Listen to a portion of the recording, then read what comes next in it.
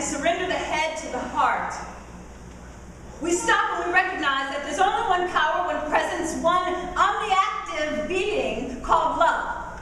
It expresses itself in a beautiful way, in a magnificent way, through each and every one of us in a perfect way. How good it is to know this, how good it is to claim this, how good it is to feel this love right here, right now, just as we are. It's from this place of awareness that I say, Mother, Father, God, Infinite Spirit, let those that need to hear what they hear, let it be a sense of wellness. Let them open their hearts and their minds to an idea that is beyond anything they've ever imagined before. Let these words from my heart to theirs guide and direct them. As I move out of the way and allow the Spirit of the living God to move through each and every one of us, I say thank you. And I allow it to be. And so it is. So it is. So we're here in November, and it's the fall, which, you know, if I haven't complained enough, I'll tell you. Not my favorite time of year. I know some people just love it, the colors, and okay, no, that's cool, that's cool. I'd rather have it be hot, but that's all right since I'm not in charge of the seasons. But I have to tell you that our spiritual quality for this month is release. And that spiritual quality has a significant meaning because as I watched some leaves just recently fall, I realized how magical they were. That they just like gave their life and allowed themselves to let go of where they used to be. Unencumbered, they weren't like, oh, my mother, or my father, or my sister, or my brother, and that's why I'm dying. It was just none of that. You just watched leaves fall so beautifully, letting themselves go to whatever is next for them. And as many of you know, I look to nature for my cues about who and what I am to be. So, I'm embracing the fall in all its majesty. Our theme for this month is spiritual practices in real life. Now, I have to say that if you want to know how enlightened you are or not, the holidays are a great time to find out. Because you get an opportunity to interact with all of the people you love dearly and all of the people that you don't love dearly in a way that is very special because it involves food and alcohol. And so it allows you a chance to practice your spirituality. And if you're not sure how you're doing, you just want to check, double check, triple check, go to the store during the holidays. Yes. And as you weave through the millions of people seeming to buy things that you could have sworn people have. I mean, you don't have salt at your house. But as you move through the grocery store and they're, you know, scratching and clawing their way to the last turkey on the planet, you get an opportunity to see just how spiritual you really are. So Thanksgiving is a wonderful, wonderful opportunity for spiritual growth and development.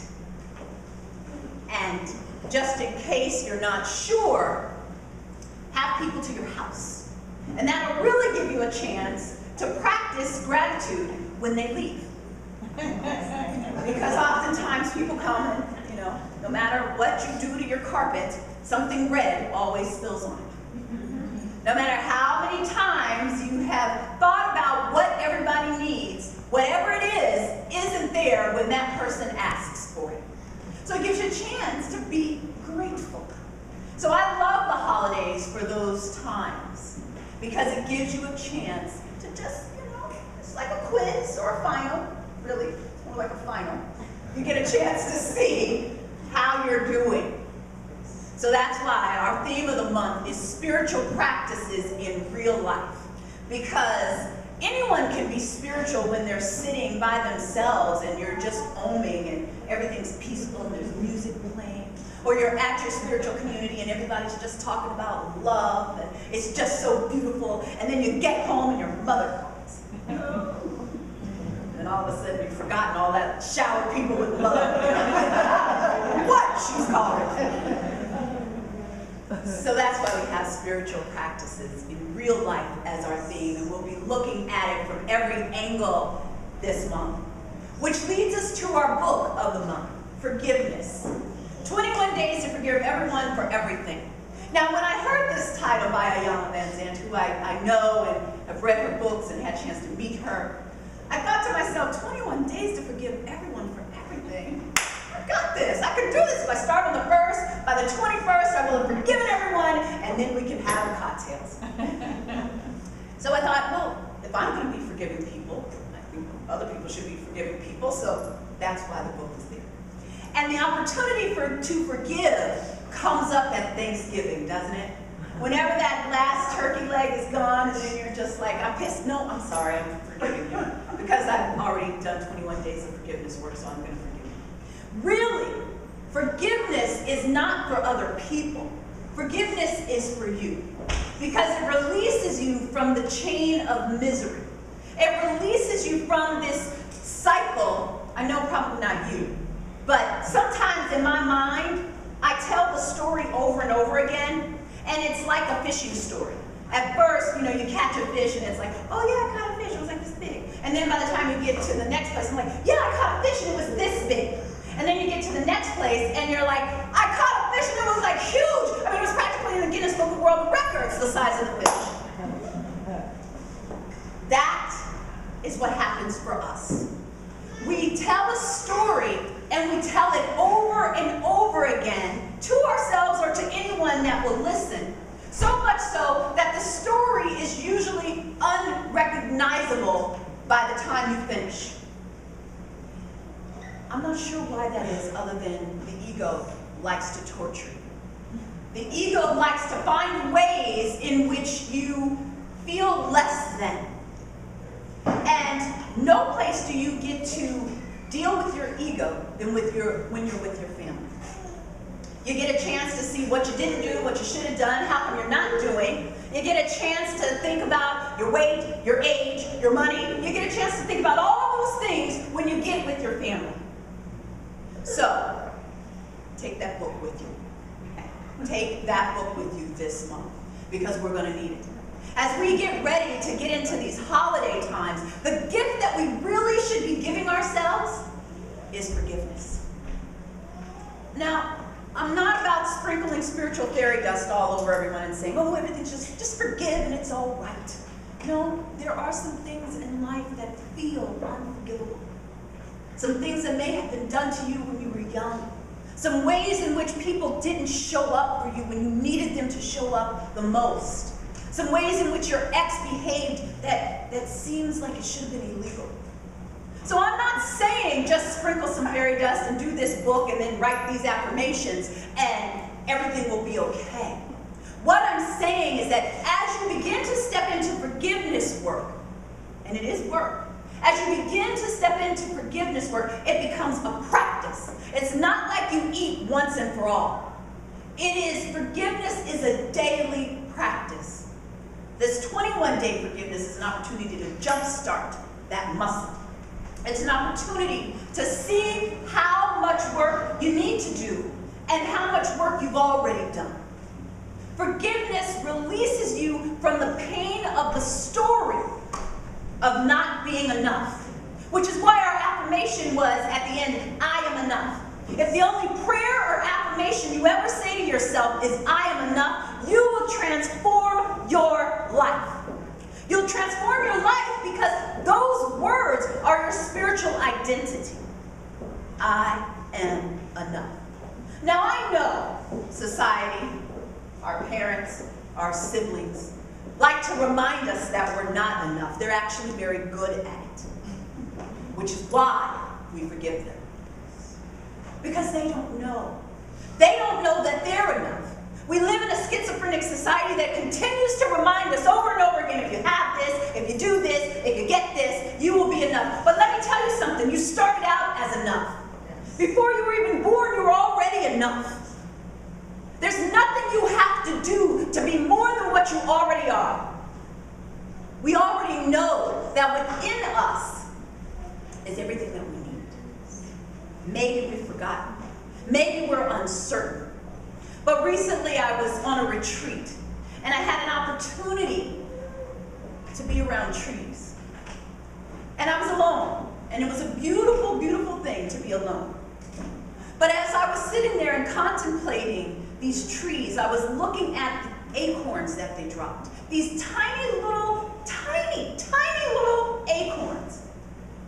And I was in awe, because I realized that within that acorn is an oak tree.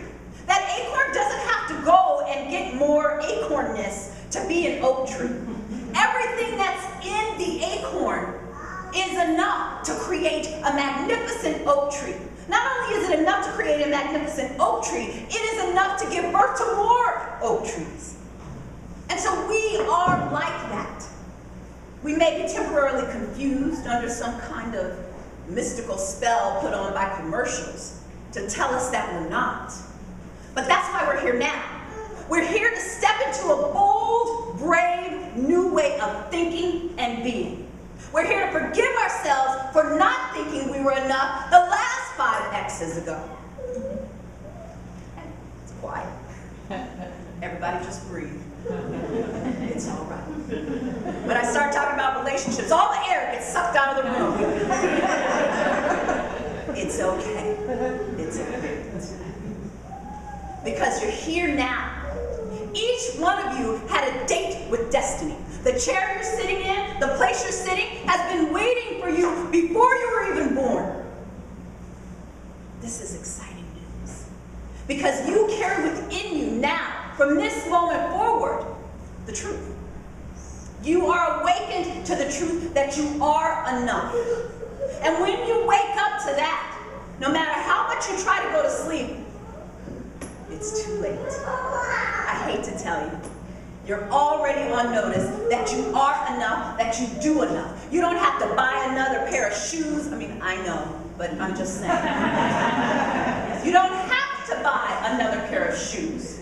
You don't have to have a bigger bank account. You don't have to have a bigger house, a shinier car. You don't have to have a more beautiful lover. You don't have to ever do anything else ever again except rest in your enoughness. Forgive yourself for thinking that you weren't enough.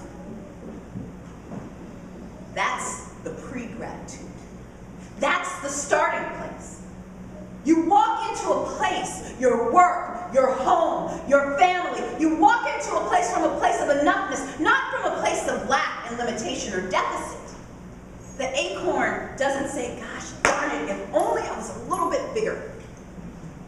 It knows who and what it is. And here's the thing. We all have the ability to have consciousness. We all have the ability to think about our situations and circumstances. We don't have to. We are the thinkers. We don't have to go lock, stock, step with what has been told to us, what has been drilled into us, what has been beat over the head for us. We actually get to think independently of situations and circumstances. It doesn't matter what your parents said. It doesn't matter what your siblings said. It doesn't matter what your ex said. It doesn't matter what the doctor said. It doesn't matter what your employer says. What matters is what you know to be the truth. Because when you know what the truth is, the universe bends itself around that truth, and then the facts change according to your understanding. That's the reality. And I say that from a place of absolute knowing. Before I went on the retreat, I was a little pissy. I know, that's a spiritual term. I hadn't had a chance to go and be alone with myself, to let go of all of the dust and grit from the journey. It's a beautiful journey. I love it. But you pick up things as you go along. And I needed time to go and do that. But I was afraid. I was afraid because I was like, well, if I go and retreat, how will the world keep spinning? How will trees keep leafing? How will the sun rise and set? And as my daughter lovingly reminds me, we don't need you in order to go on. And she says that tongue in cheek, but in a way it's absolutely true. She doesn't need me in order to go on. I needed me in order to go on. So in order to step out of that pissosity, I went on ahead and went on retreat. But prior to that, nothing in my sphere looked good. Everything sort of looked kind of gray. Even when I did my walks in nature, I was like, oh, what are these flowers? all these ugly little flowers. I'm tired of looking at flowers. I mean, like, that's the level of mental dirt that I was carrying for a moment. Yes, I know. Ministers, they get a little dirty too. Yes. If they tell you they don't, they're not telling you the truth. You guys all know this. So I went on retreat, and I gave myself the opportunity to listen deeply, to be still. I gave myself the gift of forgiveness. Forgiving myself of the things that I thought I should have done, wanted to do, haven't done. I gave myself a blanket forgiveness. And after that, what emerged was my true self. And as I reminded my partner before I left, I said, I know that I'm a loving being. I know you're not experiencing me as a loving being right now. I know your reality is a little bit different than what I'm telling you, but I know who I am. And because I know who I am, I'm going to take the time to go find who I really am. And then I'm going to bring her back. I'm going to bring her back with a vengeance of love. And so that retreat gave me an opportunity to get still, to get silent, to remember what I know to be true. But that only happens after forgiveness. That only happens when I recognize and I wake up that who I really am is natural. Who I really am is love. Who I really am is light. And it doesn't matter what anybody says. And here's the thing, it doesn't even matter what I think. Because your thoughts are not necessarily the truth. And that's what I want to remind you of. I go into this opportunity for amazing gratitude, for amazing growth. You get an opportunity to think independently of situations and circumstances. Don't play the same tape over and over again because you're going to get the same result. If you walk into your family and you say, I know they're going to say something about when I was 6, I guarantee you they're going to say something about when you were 6. If you walk in there knowing that you are divine light, here to just radiate and reflect and reveal the absolute gratitude and abundance of God, they'll be like, what happened to you?